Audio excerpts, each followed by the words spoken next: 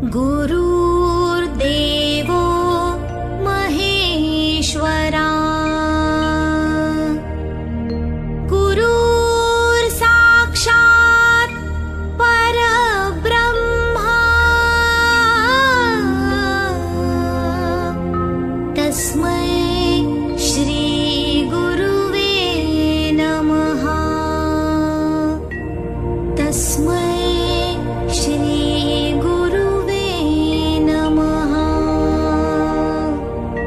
तस्मै श्री गुरुवे नमः।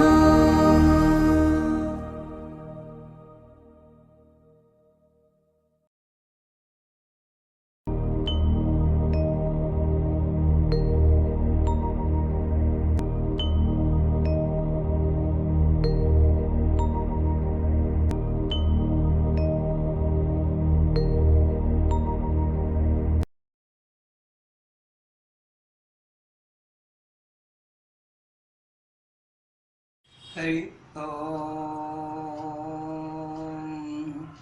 ओम चैतन्य योगीराजाय हठयोग सुधारकाय श्रीनाथनाथाय गुरु सार्वभौमाय श्री देवेंद्राय ते नमो नमः। हरि ओम। देवेंद्रनाथांच्या प्रिय साधकांनो तसेच नाथ भक्तांनो, देवेंद्रनाथांची ही साधना त्यांनी अष्टांग योगामध्ये बदल करून जो नाथांचा षष्टांग योग आहे तो अत्यंत सुधारित पद्धतीने जगापुढे ठेवला। सुधारणा कशा करता की या कलियुगामध्ये कमीत कमी वेळेमध्ये आणि आपल्याला पूर्णपणे हठयोगाचं ज्ञान व्हावं, समाधी साधनेचं ज्ञान व्हावं। ही का करायची समाधी साधना? ही दोन्ही दृष्टीनं महत्त्वाची आहे, शारीरिक आणि मानसिक। मानसिक शांततेकरता तर आज जग सर्व धडपड करत आहे, परंतु मानसिक शांतता कुठे मिळत नाही। मानसिक शांतता ही फक्त नाथाकडेच मिळते आणि ती मिळण्याकरता देवेंद्रनाथांनी हा अत्यंत सोपा करून सांगितलेला हठयोग हा सर्वाकरता म्हणून दिलेला आहे। सर्व म्हणजे अगदी कोणत्याही जाती जमातीचा, कोणत्याही धर्माचा असू द्या किंवा कोणत्याही वयाचा असू द्या, छोट्यापासून तर अगदी म्हाताऱ्यापर्यंत, अगदी वयस्कर माणसापर्यंत सुद्धा हा योग करता येतो। म्हणून ही जी साधना आहे ही त्यांनी जी शिकवलेली आहे तीच सर्व आपल्या पुढे मांडित आहे। सर्वांनी याचा स्वीकार करावा आणि यात काही पुढे चालून साधनेत आता हे जे सांगितलं जाणार आहे हे सर्व प्रायमरी अत्यंत म्हणजे आता सुरुवातीचं हे दिलं जातं। यात जसे अनुभव येतील तसे पुन्हा आणखी हे होईल आणि आपल्याला काय लागलं, नंतर काही अडचणी आल्या, करू लागल्यानंतर काही अडचणी आल्या तर ह्या अडचणी मी दिलेल्या पत्त्यावर किंवा मी दिलेल्या मोबाईल नंबरवर ते विचारू शकता। आम्ही जोपर्यंत आहे तोपर्यंत मी गुरुकृपेनं निश्चित मार्गदर्शन करेन। आदेश।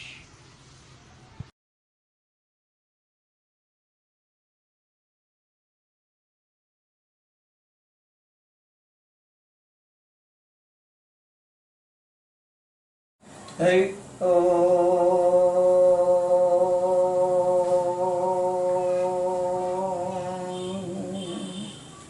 ओम चैतन्य योगीराजाय हठयोग सुधारकाय श्रीनाथनाथाय गुरु सार्वभौमाय श्री देवेंद्राय ते नमो नमः।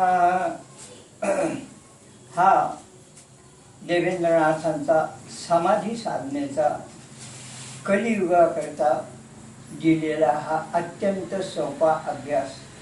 हा या अभ्यासाला अगदी लहानापासून तर मोठ्यापर्यंत म्हणजे वयस्कर लोकांपर्यंत सुद्धा सगळ्यांनी करता येतो। आणि यात देवेंद्रनाथांनी ज्या गोष्टी सांगितलेल्या आहेत त्या या युगाकरता धावपळीच्या जीवनामध्ये सुद्धा ह्या करता येण्यासारख्या अशा सुधारणा त्यांनी केलेल्या आहेत. त्यामुळे प्रत्येक व्यक्तीनं म्हणजे लहान मोठा किंवा अगदी वयस्कर वगैरे असणाऱ्यांनी सुद्धा अत्यंत बेधडकपणे आणि काहीही काळजी न करता काहीही धोका नसलेली अशी ही साधना करावी. या साधनेत समाधीला आवश्यक असणारे 2 गुण बाबांनी सांगितलेले आहेत. 2 म्हणजे कोणते? शरीराचं संवर्धन आणि मनाचं संवर्धन. शरीराचं संवर्धन सुद्धा यात घेतलेलं आहे. म्हणजे तुम्ही अगोदर आता आसन म्हणलं की आपल्या समोर लगेच अगोदर रामदेव बाबा उभा राहतात आणि हे सगळ्यांना असं वाटतं हे योगा केल्याशिवाय योगाला काय अर्थ नाही पुढे असं समजतात. म्हणजे योग साधनेला, अरे योगा हे जे आहे हे तुमच्या स्वास्थ्याकरता आहे आणि योगासनाकरता म्हणजे योग साध्य करण्याकरता किंवा समाधी साधना साध्य करण्याकरता जो योग आहे म्हणजे जे योग बाबांनी दाखवलेला आहे तो फक्त साधनेकरता असाच आहे. म्हणजे त्यात तुम्हाला मी ते पुढं आल्यानंतर याच्याबद्दल थोडंसं सांगेलच, परंतु एक लक्षात ठेवा की योगा आणि योग अभ्यास याचा काहीही संबंध नाही. योगा हे तुमच्या शारीरिक संवर्धनाकरता आहे, परंतु शारीरिक संवर्धन म्हणजे पार दम लागूस्तर किंवा अगदी दमछाक होईपर्यंत आसनं करायचं आणि नंतर मग योगाला आरंभ करायचा, योग अभ्यासाला आरंभ करायचा असं नाही. योग अभ्यासाकरता मन आणि शरीर हे शांत पाहिजे आणि मगच तुम्हाला योग साधनेत पुढे जाता येतं. परंतु यात तुम्ही जर अगोदरच थकले खूप आसनं करून तर तुम्हाला योग साधना करता येणार नाही, कारण त्यावेळेला तुम्ही थकलेले असतात, तुमचे सगळे अवयव म्हणजे शिथिल थोडेसे झालेले असतात तुमच्या या साधनेमुळं म्हणजे तुमच्या आसनांमुळं. त्यामुळे ते करावेत, निश्चित करावेत, परंतु केव्हा योग अभ्यासाच्या वेगळ्या वेळेला आदेश.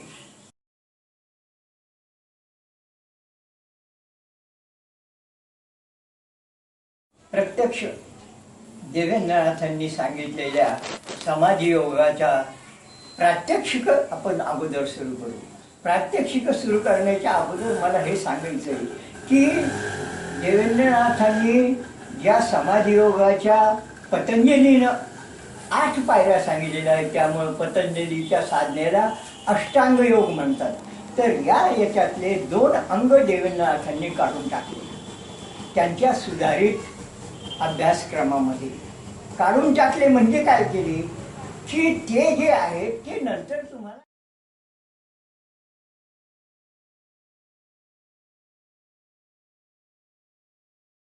देवेंद्रनाथांनी सांगितलेल्या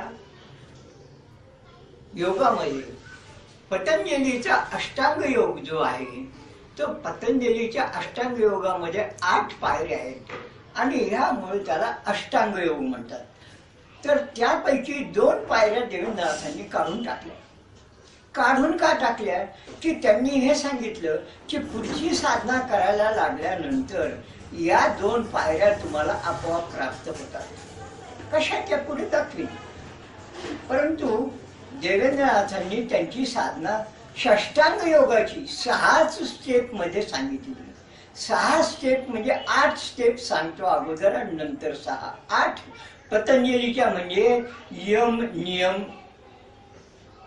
आसन, प्राणायाम, प्रत्याहार, धारणा, ध्यान आणि समाधी हे 8 स्टेप. यापैकी यम आणि नियम ह्या बाबांनी कट करून टाकल्या आणि षष्टांग योगामध्ये आसन, प्राणायाम, प्रत्याहार, धारणा, ध्यान आणि समाधी या 6च अंगाचं बाबांनी पुढे सगळं डेव्हलपमेंट केलेलं आहे.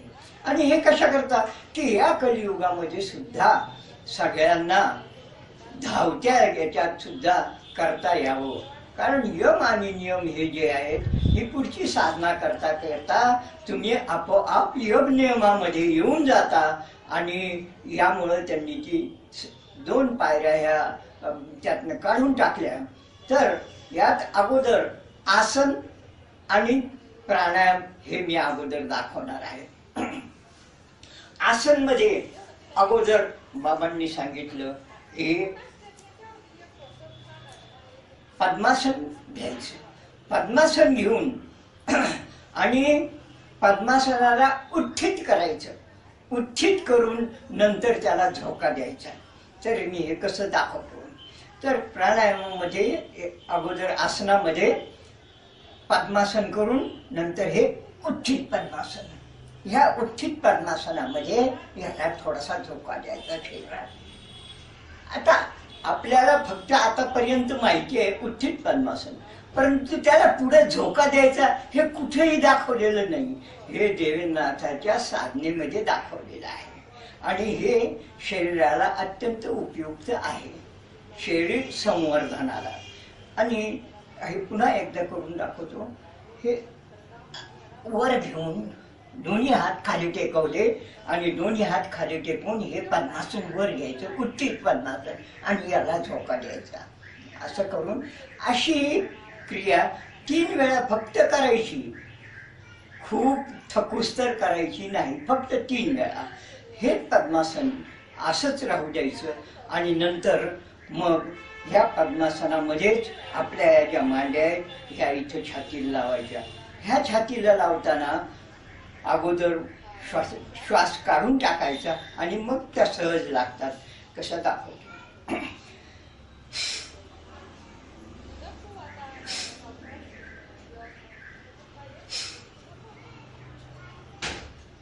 हे सुद्धा 3च वेळा करायचे. ह्या आसनाला काही नाव नाही. हे आम्ही त्याला देवेंद्रनाथ स्पेशल म्हणतो. आता देवेंद्रनाथांच्या स्पेशल नाही.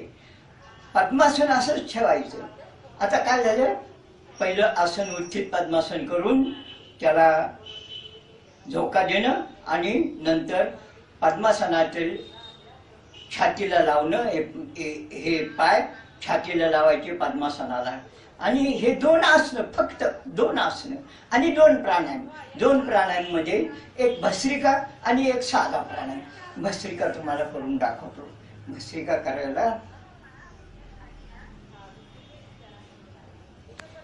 हे हात असे उलटे घेऊन या ठिकाणी हे जे याला असे हात चिटकले पाहिजे इकडून पूर्ण. आणि हे चिटकल्यानंतर सरळ बसायचं. पाहिजे तर ज्या वेळेला असं आसन घेताना अगोदर थोडंसं पुढं होऊन हे हात टेकवायचे, म्हणजे हे सहज तिथे बसतात. आणि हे काढायचं, मागं वगैरे फिरायचं नाही. सरळ, अत्यंत सरळ बसण्याचा प्रयत्न करायचा. आणि हे बसल्यानंतर मग अगोदर थोडा श्वास काढून आणि नंतर भस्त्रिका सुरू करायची.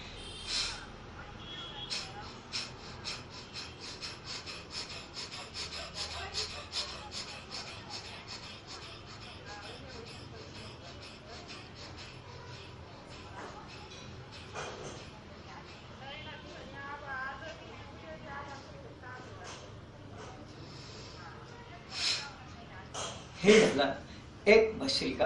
म्हणजे ह्या भस्त्रिकेमध्ये काय केलं हे पाहिलं तर तुम्ही की मी श्वास घेण्याची गती, श्वास घेण्याची आणि सोडण्याची गती हळूहळू वाढवली आणि ती नंतर हळूहळू कमी केली.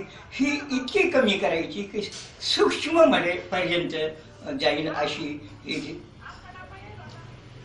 कमी करायची, म्हणजे श्वासाची गती. आणि याप्रमाणेच करायचं. एकदा पुन्हा करून दाखवतो. आणि असे सुद्धा प्राणायाम किंवा भस्त्रिका म्हणजे अशा सुद्धा ह्या फक्त 3च वेळा करायच्या.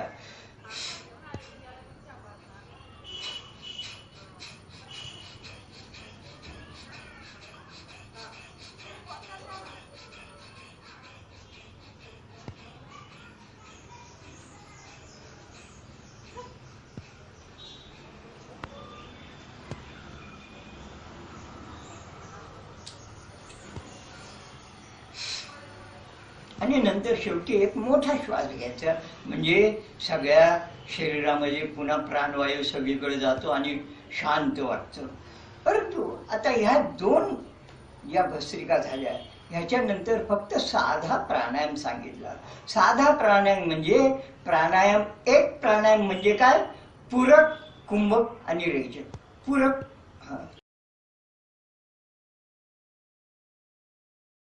पूरक, कुंभक आणि रेचक या देवेंद्रनाथांनी एक सूत्र सांगितलेले.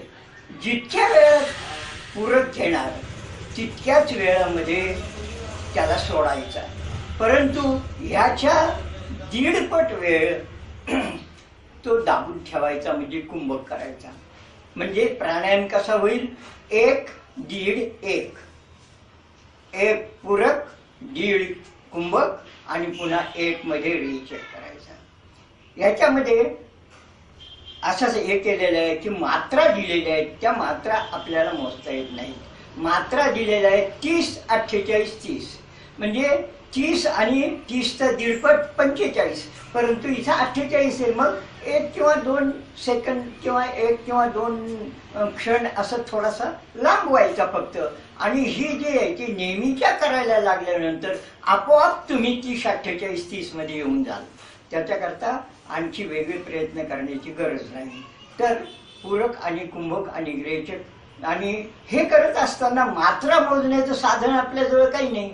त्यामुळं काय करायचं, लगेच पूरक सुरू करताना काय करायचं, संख्या एका विशिष्ट गतीमध्ये मोजायला सुरुवात करायची. 1, 2, 3, 4, 5 आणि त्याच गतीमध्ये कुंभक पुन्हा 1, 2, 3, 4, 5, 6 आणि त्याच गतीमध्ये रेचक सुद्धा 1, 2, 3, 4 याच अशा साध्याच याच्यामध्ये हे करायच्या. आणि जितक्या वेळात पूरक घेतला त्याच्या दीडपट वेळ कुंभक करायचा आणि जितक्या वेळात पूरक घेतला तितक्याच वेळात रेचक करायचा. 1, 1.5, 1 आणि 1, 1.5, 1 आले की तुम्ही 30, 48, 30 मध्ये आपोआप याल. त्याचं जास्त हे करायचं नाही. किंवा आपण जाणीवपूर्वक कुंभक करताना 1 किंवा 2 आकडे जास्त मोजायचे, 1 किंवा 2. तर हा झाला प्राणायाम कुंभकचा.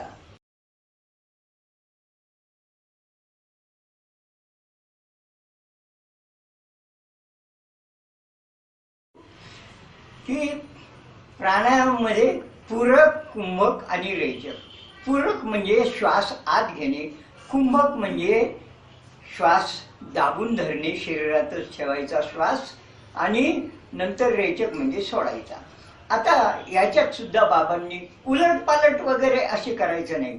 सरळ उजव्या हाताचा अंगठा असा सरळ करायचा आणि उजवी नाकपुडी दाबायची. ती कशी एकदम पॅक झाली पाहिजे म्हणून असा धरून असं करायचं आणि इकडच्या नाकपुडीतून श्वास घ्यायचा आणि नंतर मग हा याला दाबायचा आणि असं फेकवायचा. म्हणजे दोन्ही नाकपुड्या अगदी पक्क्या हे होतात की त्यातून हवा जाणार किंवा येणार नाही.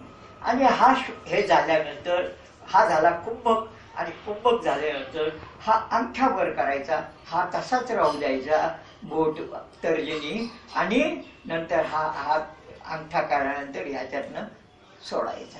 दुसरा प्राणायाम करताना सुद्धा पहिल्याच प्रमाणे करायचा.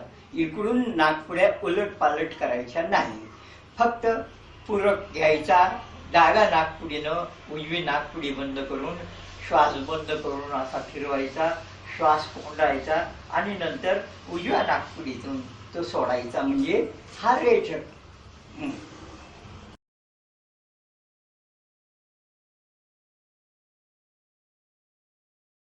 यानंतर म्हणजे आपण काय केले, आसन 2, प्राणायाम 2. प्राणायाम 2 मध्ये काय केले, भस्त्रिका देवेंद्रनाथांनी सांगितल्याप्रमाणे आणि प्राणायाम देवेंद्रनाथांनी सांगितल्याप्रमाणे 30, 48, 30 मध्ये. तर 1, 1.5, 1 मध्ये. तर अशा प्रकारचा प्राणायाम सुरू केल्यानंतर मग आसन आणि प्राणायाम ह्या दोन्हीमुळेच आपल्या शरीरात रक्ताचं रुधिराभिसरण वाढतं, त्याची स्पीड वाढती आणि ही स्पीड शांत करण्याकरता देवेंद्रनाथांनी या ठिकाणी एक वेगळी, कुणालाही माहीत नसलेली किंवा आजपर्यंत कोणत्या याच्यात नसलेली एक क्रिया सांगितली. ती क्रिया म्हणजे काय की दीर्घ ओंकार काढायचा. आणि ह्या दीर्घ ओंकारामुळं आपल्याला आसन आणि प्राणायामामुळे वाढलेलं हृदयाभिसरण कमी होऊन रक्त वगैरे त्याची स्पीड कमी होऊन आणि शांत वाटायला लागतं. अगदी या दोन याच्यामुळे सुद्धा कितीक आपल्याला दम लागतो किंवा कितीक रक्त विसरणार, परंतु तेवढं सुद्धा समाधी साधने करता उपयोगाचं नाही. म्हणून ते घालवाय करता हरि ओम, त्यांनी ओम नाही सांगितलं, फक्त हरि ओम. हरि ओमचा दीर्घ ओंकार हे करायचा, जप करायचा. कसा ते मी दाखवतो. थोडा श्वास घ्यायचा ओम म्हणताना. हरि ओम.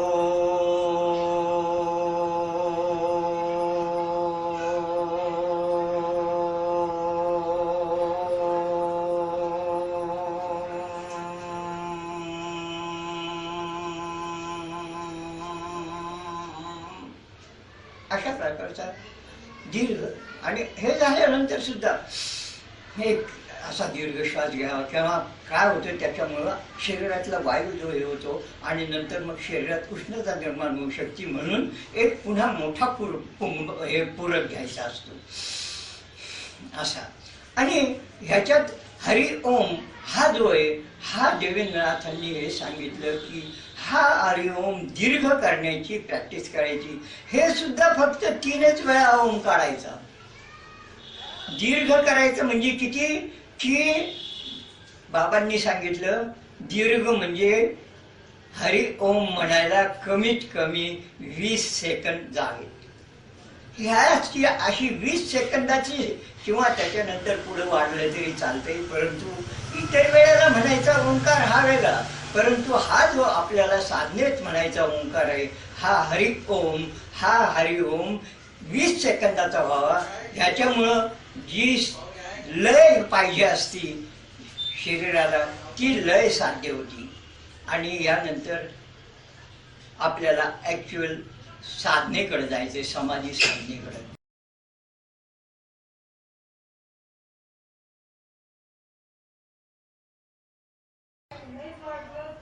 हरि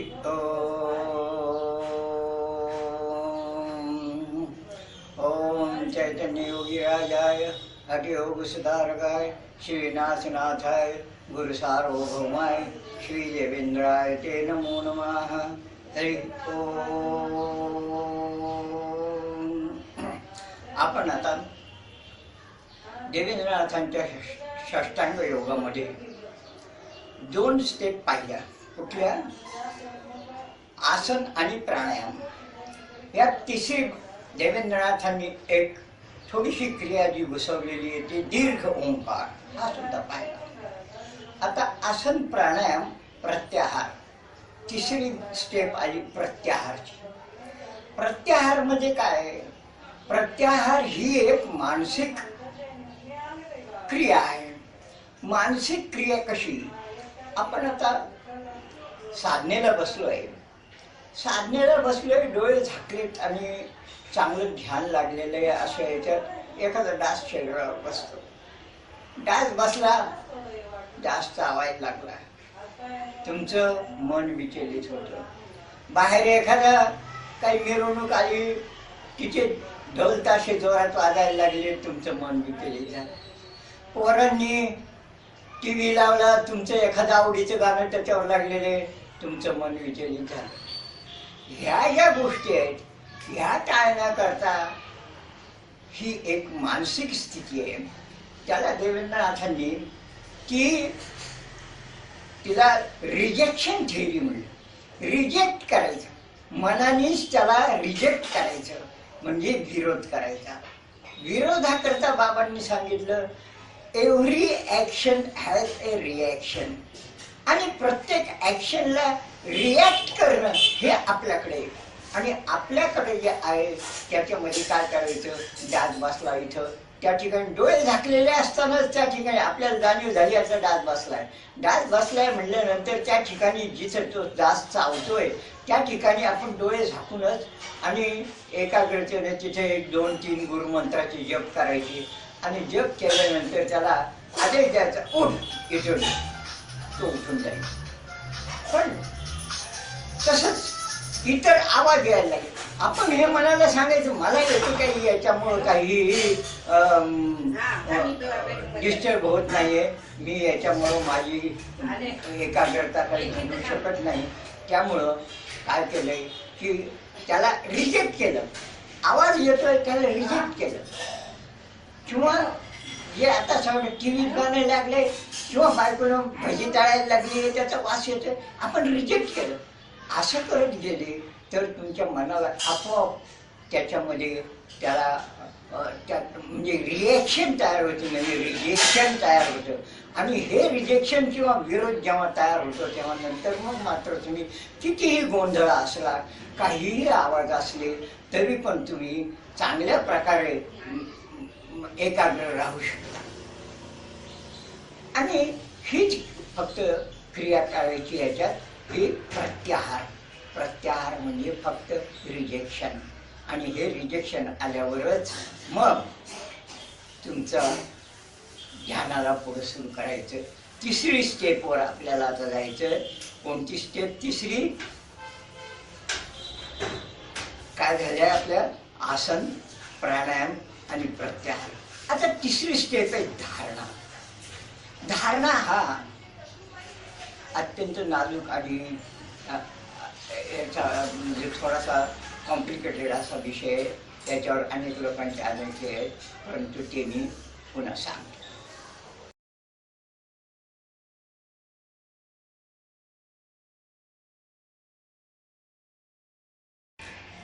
अगोदर आपण बसलो, आसन झालं, प्राणायाम झाला आणि त्यानंतर अगदी सरळ अवस्थेत बसायचं आणि त्याच्यानंतर सगळ्या ज्या स्टेप आहेत त्या डोळे झाकून. तर त्याच्याकरता काय करायचं? सरळ बसण्याकरता अगोदर थोडासा आपला जो पोटात वायू आहे आणखी घ्यायचा नाही, जो वायू आहे तो थोडा दाबून धरायचा आणि असा दाबून धरला की थोडंसं पुढं सरकायचं. फार पुढं असं जायचं नाही, अगदी फक्त पोट असं तिकडे पुढं पायाला चिटकेल एवढं याच्यात गेलं की पुन्हा तसंच ते पोटामध्ये वायू तसा ठेवून आणि तसं असं सरळ बसायचं. आणि आता पहा मला सरळ कसा बसतो ते.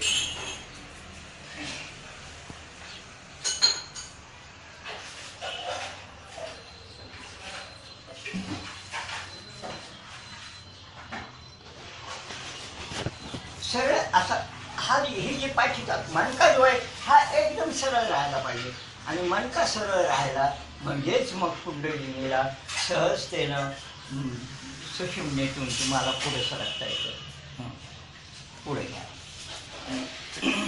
आणि याच्याकरता हा जो भाग आहे हा थोडासा लक्षात ठेवून करायचा असा.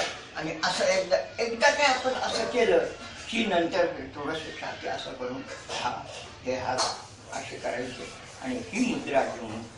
कारण काय हीच मुद्रा का घ्यायची? अनेक लोक सांगतात नाही अशी मुद्रा घ्या, अशी घ्या, अशी घ्या.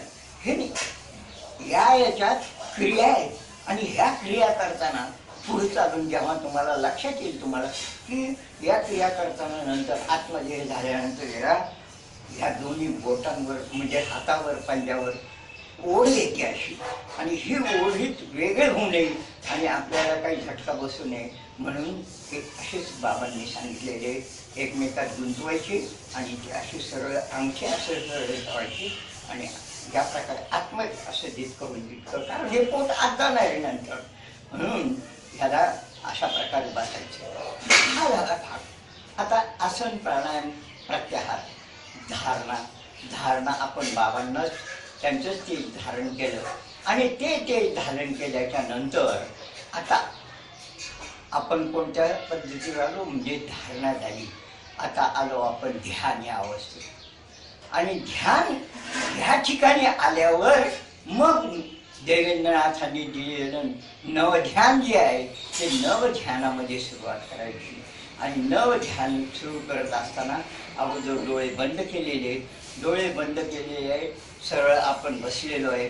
अगदी आपण अशा ह्याच्यामध्ये ही हाताची सगळी बांधणी केलेली आहे अशी मुद्रा आणि असं सरळ बसलेलो आहे. हे जे खांदे आहेत हे खांदे सरळ पाहिजे एका ओळीमध्ये.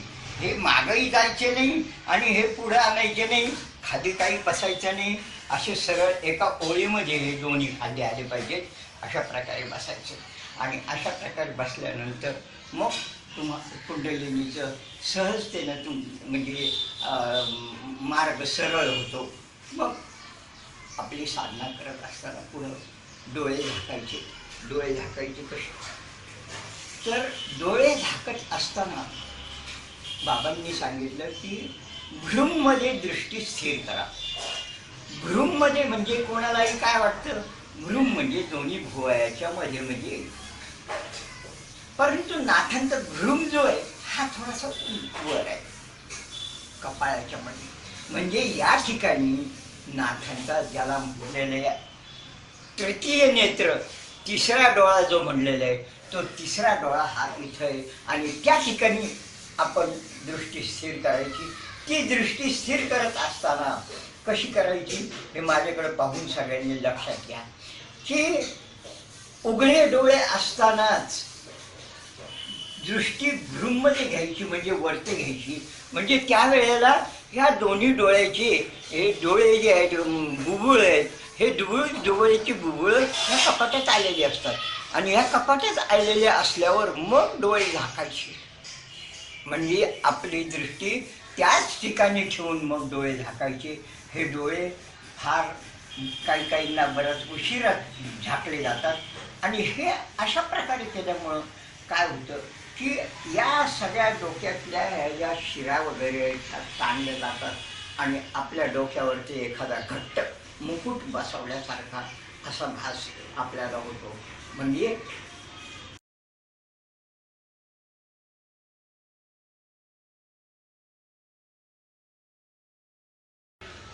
अनेक लोक सांगतात धारणा अशी घ्यायची, धारणा तशी घ्यायची, मनाची धारणा करा अमुक. हे नाही आहे. नाथपंथामध्ये धारणा म्हणजे ऍक्च्युअली धारण करणे. आणि हे काय धारण करायचं तर नाथ संप्रदायामध्ये धारण म्हणजे तेज धारण करायचं. कारण पुढे जी आपण सगळी दैवत बोलावणार आणि शरीरावर वेगवेगळ्या ठिकाणी त्यांना स्थापन करणारे ही सगळी दैवत ही तेजो दैवत आहे. त्यामुळं आपल्याजवळ तेज असलं तर तेजो दैवत आपोआप आपल्याकडे येतील. तर तेजो दैवत आपल्याकडे जेव्हा येईल तेज आपल्याजवळ असलं तर म्हणजे समजा आता एखादा काही कार्यक्रम आहे मंत्र्याचा एखादा कार्यक्रम आहे आणि त्या ठिकाणी समजा काही बंदोबस्त आहे म्हणजे अनेक ठिकाणचे पोलीस आलेले असतात बंदोबस्ताला. पण पोलिसांचा सगळ्यांचा ड्रेस काय आहे एकच सारखा. त्यामुळे त्यांना लगेच लक्षात येतं हा आपला माणूस आहे. तसं जेव्हा तेजाला हे लक्षात येईल तुमच्याजवळ तेज असल्यावर की हा ह्याच्याजवळ तेज आहे मग तेज तुमच्याकडे आपोआप येतं आणि किंवा सरळ मनाने सुलभतेने येतं. असे ह्याच्याकरता तेजाची धारणा आहे. आणि ती तेजाची धारणा तेज कोणतं घ्यायचं गायत्रीचं तेज घ्यायचं. आणि हा फार अवघड आहे. परंतु आता ज्यांना गायत्रीचं तेज धारण करता येत नाही त्यांनी काय साधना नाही करायची का करायची. पण त्यांच्याकरता एक सूट दिलेली. तेव्हा काय करायचं त्यांनी देवेंद्रनाथांनाच आपल्या गुरुलाच विनंती करायची की माझ्याजवळ काही तेज नाही आहे. गुरुदेव ह्या साधनेकरता आवश्यक असलेलं जे तेज आहे तर ते तेज तुमचंच तेज मला साधनेपुरतं द्या आणि आपण पुढे साधना चालू करायची. अगोदर आता मी अगदी पहिल्यापासून इथे टाकणं सुरू करणार आहे. नवीन याच्यामध्ये नवीन त्याच्यात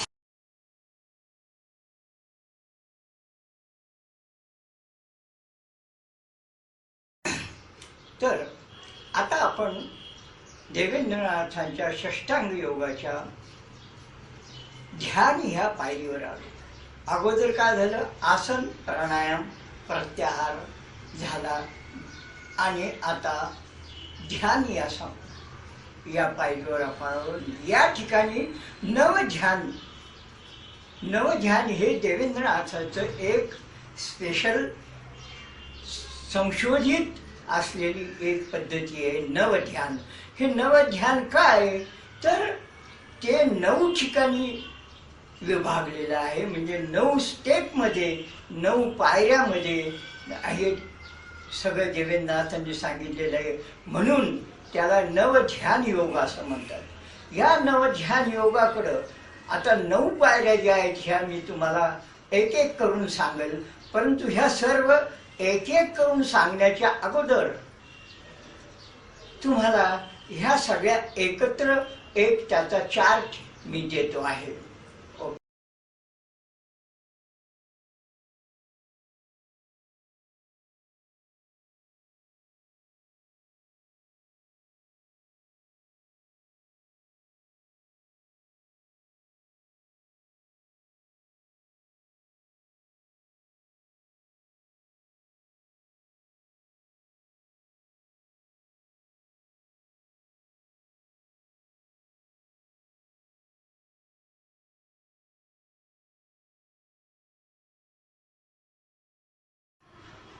तर ह्या नवध्यान योगामध्ये पहिली पायरी आहे भृग, ऋत आणि भग या दैवतांची उभी रक्षा कंकण घ्यायची. उभी रक्षा कंकण घेताना या बाजूला भृग जर म्हणलं तर आपल्या पासून काही विशिष्ट अंतरावर एक पॉइंट आपण कल्पनीय करायचे आणि त्या पॉइंटला सगळीकडून असं फिरवायचं, खालून जमिनीच्या खालून वरून असं पूर्ण आणायचं.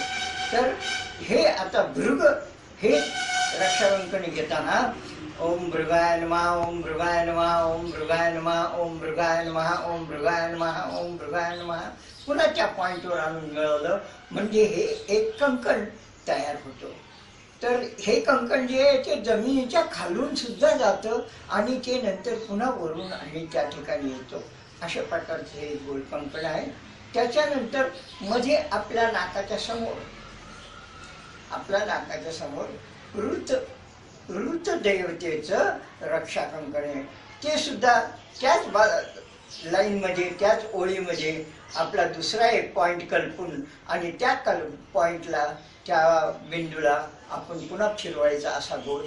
तर म्हणजे काय, आता त्याचा जे आहे जप आहे तो बिंदू फिरवताना ओम ऋताय नमः, ओम ऋताय नमः, ओम ऋताय नमः, ओम ऋताय नमः, ओम ऋताय नमः, ओम ऋताय नमः पुन्हा त्या पॉइंटवर आम्ही मिळवला की ऋत देवतेचं रक्षा कंकण तयार झालं. आणि हे सगळं करतो आहे आपण. बरं चला, आता अगोदर तिसरा एक पॉइंट आपण घेतला या बाजूला. अगोदर डाव्या बाजूला एक घेतला, मध्ये एक घेतला नाकाच्या समोर आणि नंतर पुन्हा उजव्या बाजूला तिसरा पॉइंट घेतला आणि त्याला ओम भग देवता म्हणायचं आणि ओम भगाय नमः, ओम भगाय नमः, ओम भगाय नमः, ओम भगाय नमः म्हणून पुन्हा पहिल्या सुरू केलेल्या पॉइंटवर पुन्हा तो पॉइंट आणायचा म्हणजे भग देवतेचं रक्षाकंकण राहिलं. भृग, ऋत, भग. आता हे घेताना लक्षात एक ठेवायचं की त्याचा जप सुद्धा करायचा आणि ते आपण मानसिक करायचं परंतु त्यावेळेला आपले डोळे बंद झालेले असतात. जेव्हा आपण सुरुवातीला बसलो आणि सुरुवातीला बसलेलो आहे, धारणा जेव्हा घेतो त्याच्या अगोदरच आपण डोळे बंद केलेले, तिथून आपली साधना सुरू झालेली आहे, तिथून डोळे बंद आहेत. त्यामुळं बंद डोळे असतानाच हे तिन्ही पण रक्षाकंकणं घ्यायची आणि ह्या तिन्ही रक्षाकंकणाची तयारी झाल्यानंतर म्हणजे रोज करत असताना ह्याची क्रम बदलायचा नाही. अगोदर डावा, मध्ये आणि उजवा किंवा तुम्ही उजवा घ्या परंतु ह्याचा क्रम बदलायचा नाही. आणि हा जो बिंदू आहे फिरवायचा म्हणजे कंकण तयार होण्याकरता जो बिंदू फिरवतो तो फिरवण्याचं जे डायरेक्शन आहे ते बदलायचं नाही. एक तर असंच, नाही तर मग उलट घ्या. परंतु ते आपल्या जमिनीच्या खालून सुद्धा वरती आलेलं आहे हे लक्षात घ्यायचं. आणि भृग, ऋत आणि भग ही कंकणं तुमची तयार झाली, म्हणजे पहिल्या स्टेप तुम्ही ओलांडली. येस.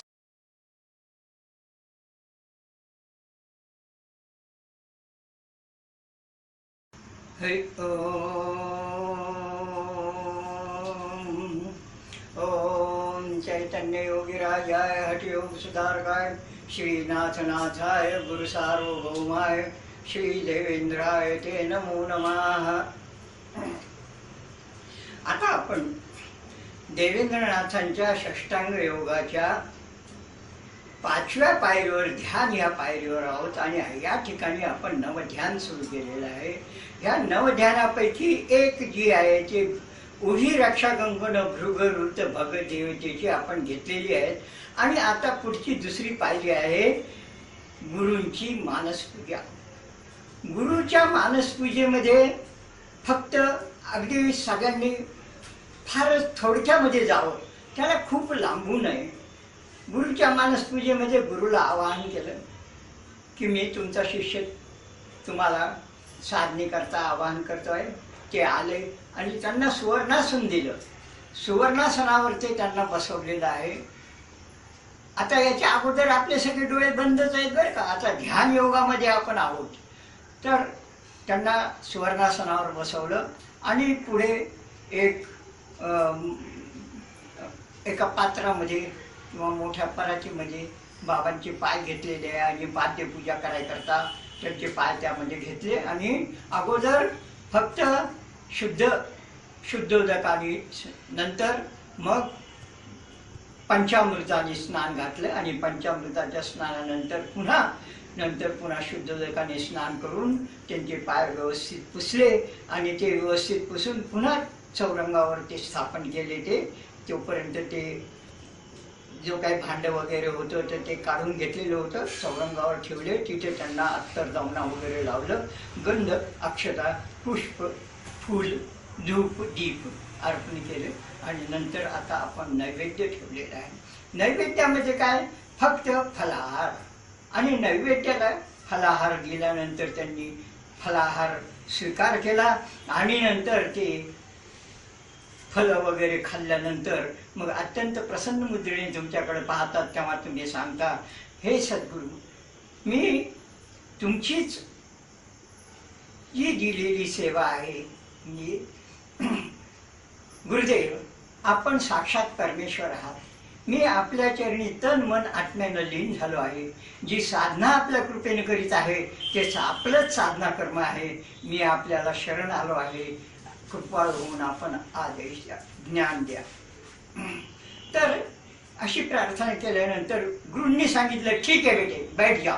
आणि गुरुच्या समोर आपण साधनेला बसलेलो आहेत आणि आपण साधनेला सुरुवात केलेली आहे. इतकीच फक्त पाद्यपूजा करायची, म्हणजे गुरूंची मानसपूजा. खूप लांबवायचं नाही, थोडक्यात करून पुढच्या पायरीला आपल्याला जायचं आहे. तर आता या ठिकाणी आपली गुरूंची मानसपूजा संपलेली आहे. कारण आता फक्त आपण काय केलं, त्यांच्या समोर प्रत्यक्ष बसून आणि आपण आपल्या साधनेला सुरुवात केलेली. अगोदर आपण रक्षा कंकण घेतली आणि ही आपली रक्षा कंकण सिद्ध झाल्यानंतर फक्त गुरुच त्या रक्षा कंकणात येऊ शकतात. त्यामुळं आपण एक लक्षात ठेवायचं की आपली रक्षा कंकणं घेताना थोडी मोठी ठेवायची, कारण आपल्याला पुढे गुरु आणून बसवायचे. आणि ते बसल्यानंतर त्यांच्या समोर बसून आणि दोघांना मिळूनच असं रक्षा कंकण हे राहतील उभे असे घ्यायचे. आदेश.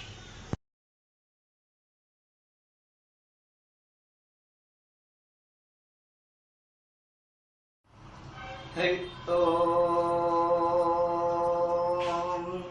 ओम चैतन्य योगीराजाय हठयोग सुधारकाय श्रीनाथनाथाय गुरु सार्वभौमाय श्री देवेंद्राय ते नमो नमः.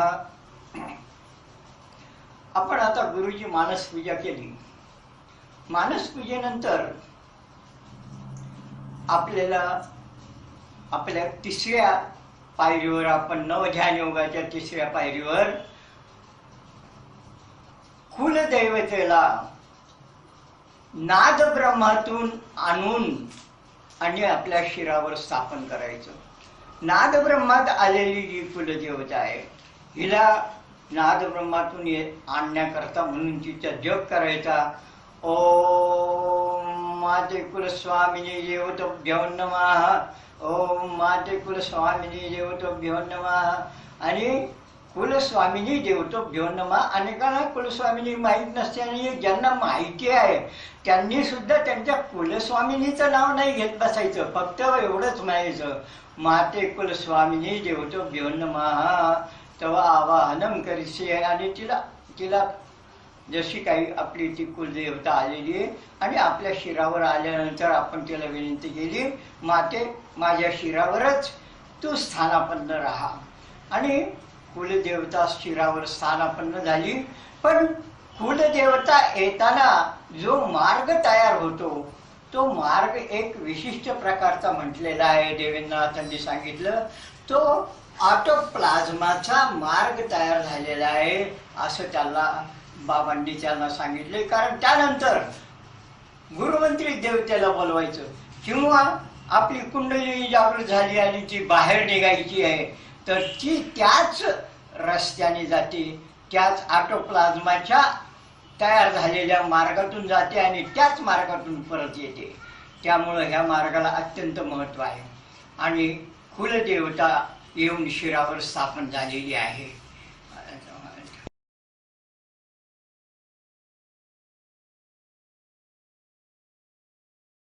स्वामिनीला आपण शिरावर स्थापन केल्यामुळं जो ऑटोप्लाझ्माचा मार्ग तयार झाला ह्याच ऑटोप्लाझ्माच्या मार्गातून आता आपण गुरुमंत्री देवतेला आमंत्रित करीत आहोत.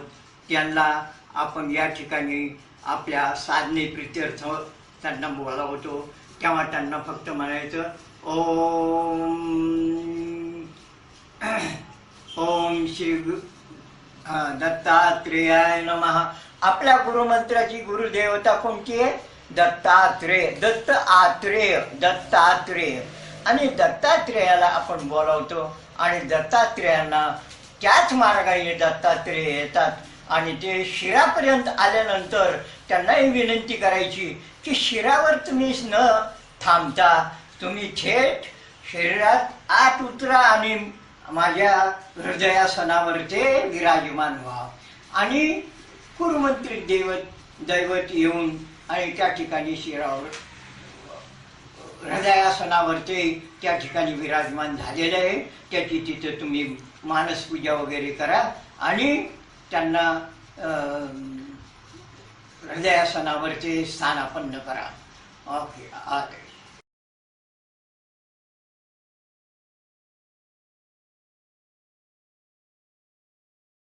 कुलदेवतेला स्थापन केल्यानंतर तिची आपण पूजा वगैरे केलेली आहे. परंतु आता नंतर आपण चाललो आहेत आपण चौथ्या स्टेपकडं. या स्टेपवरती गणेशाचं स्मरण आहे. फक्त काय सांगितलं? स्मरण. परंतु यात बाबांनी एक विशेष गोष्ट सांगितलेली आहे की गणेशाला समोर कोणती मूर्ती आणायची? गणेशाची अष्टविनायकापैकी जो तुम्ही पाहिलेला असेल असा एक गणेश समोर आणून त्याला फक्त विनंती करायची, हे गणेशा आता मी अद्वैत साधनेकडे चाललेलो आहे आणि अद्वैत साधना माझी ही निर्विघ्नपणे पार पडू देत म्हणून गणेशाला विनंती केली. आणि गणेशाला नंतर एक त्याचा जप केला आणि हा जप बाबांनी सांगितलेला आहे. ओम गम गम गणपतये नमः, ओम गम गम गणपतये नमः असा जप करायचा आणि गणपतीला फक्त विनंती करायची आणि जप करायचा. याच्या पलीकडे गणपतीचे काहीही सोपस्कार नाहीत.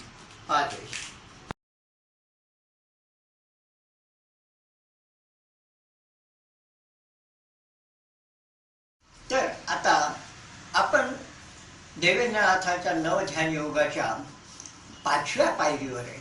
5व्या पायरीवर काय आहे?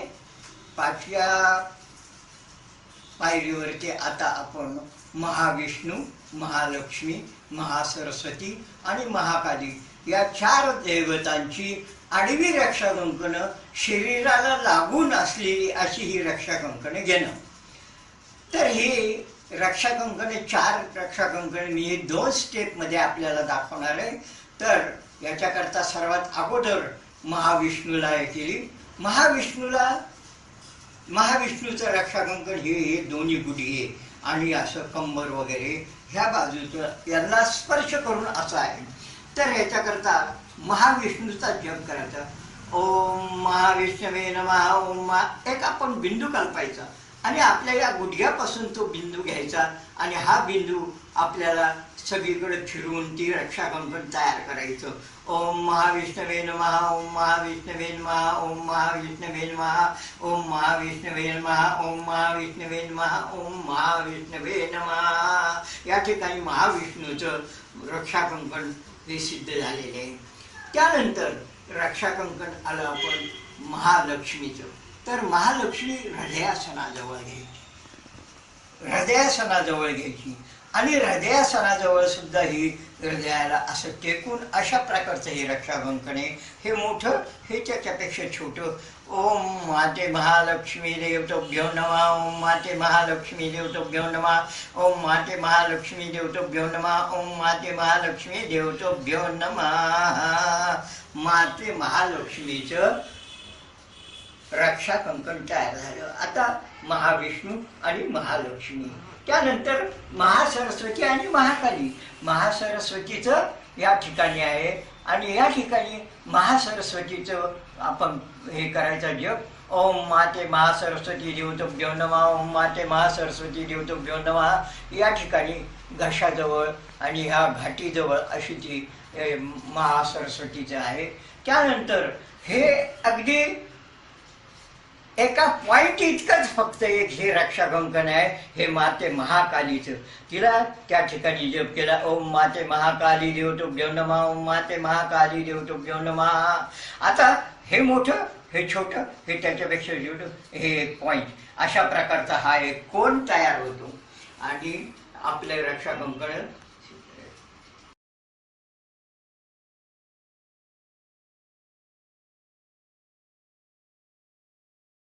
आता आपली रक्षा कंकण, आडवी रक्षा कंकण महाविष्णू, महालक्ष्मी, महासरस्वती आणि महाकाली.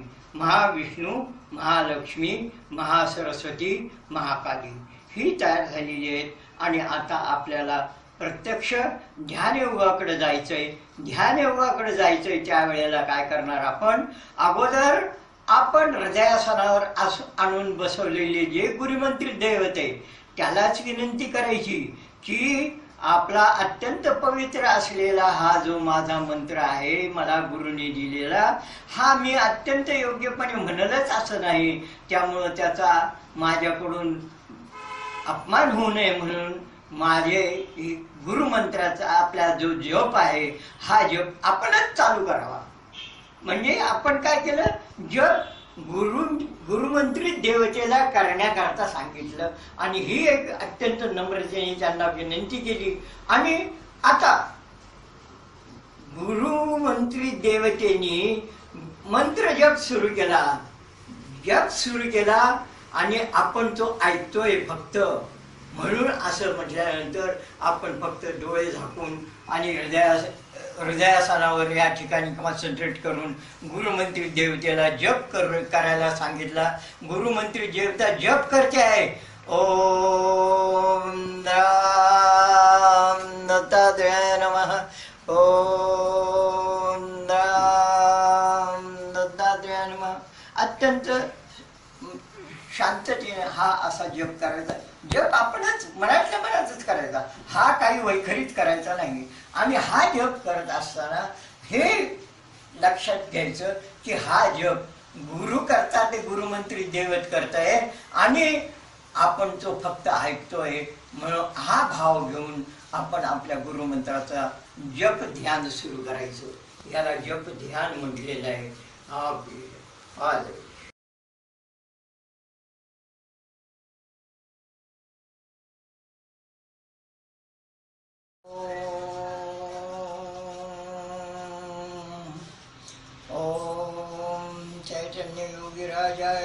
सुधारकाय श्रीनाथनाथाय गुरु सार्वभौमाय श्री देवेंद्राय ते नमो नमः. ओम नमादेव गुरुजी पादेश महादेश गुरुजी पादेश गुरुदेव सद्गुरू. साधकांनो, आपण मागेपासून चालू केलेला जो देवेंद्रनाथाचा हठयोग आहे त्यात आपण काही कारणांनी त्याच्यामध्ये खंड झाला, काही तांत्रिक कारणांमुळं. तरी पण आता आपण त्याला पुढं नेत आहोत. यात अगोदर आपण आसन, प्राणायाम, प्रत्याहार, धारणा, ध्यान. आता ध्यान हे नवध्यान जे देवेंद्रनाथांनी सांगितलं ते नवध्यान आपण प्रत्येक एक एक पायरी करून एक एक हे करून त्याच्या 9 पैकी 8 स्टेप आपण पार केल्या. आता 8वी स्टेप ही अत्यंत महत्त्वाची आहे. 8व्या स्टेपवर काय आहे की जी हृदयासनावर आणून बसवलेली गुरुमंत्री देवता आहे, या देवतेला आपण विनंती केली आहे की आपणच जप ध्यान सुरू करावं. आणि गुरुमंत्री देवतेनं जप ध्यान सुरू केलेलं आहे आणि आपण ते फक्त ऐकतो आहोत. म्हणजे या अवस्थेमध्ये आपण गुरुमंत्री देवतेचा जो जप आहे तो आपणच करतो, परंतु हा मानसिक जप आहे, हा बाहेरून ऐकण्याचा प्रयत्न करतो. म्हणजे जणू काही असं की आपली गुरुमंत्री देवता जप करते आहे आणि आपण तो ऐकतो आहे. असा जप करायला लागल्यानंतर काय होतं की काही दिवसातच, अगदी थोड्या दिवसामध्ये आपल्याला शांत झाल्यानंतर असं दुरून काहीतरी आवाज येतात, गाड्यांचे आवाज येतात, ट्रकचा वगैरे आवाज आला, असं हे झाला. तर हे आवाज आलेले जे आहेत ते आपण त्यातच गुरुमंत्र गोवायचा आणि तो पुढे चालू ठेवायचा.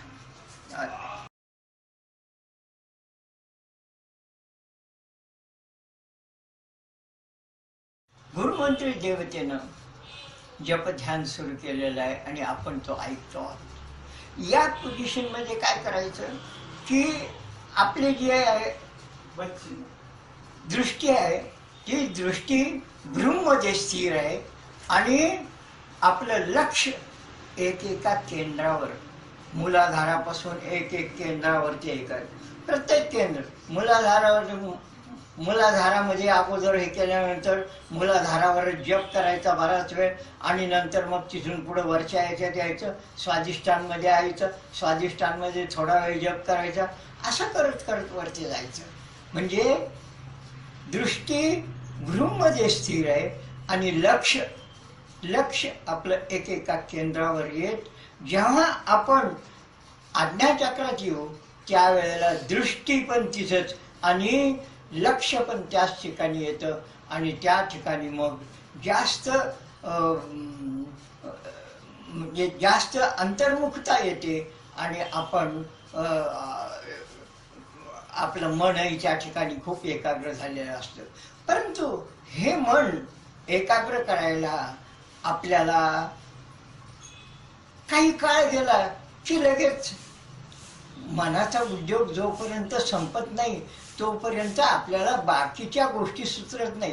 परंतु एकदा मन विचलित झालं की मग लगेच आपण जप ध्यानाची सांगता करावी.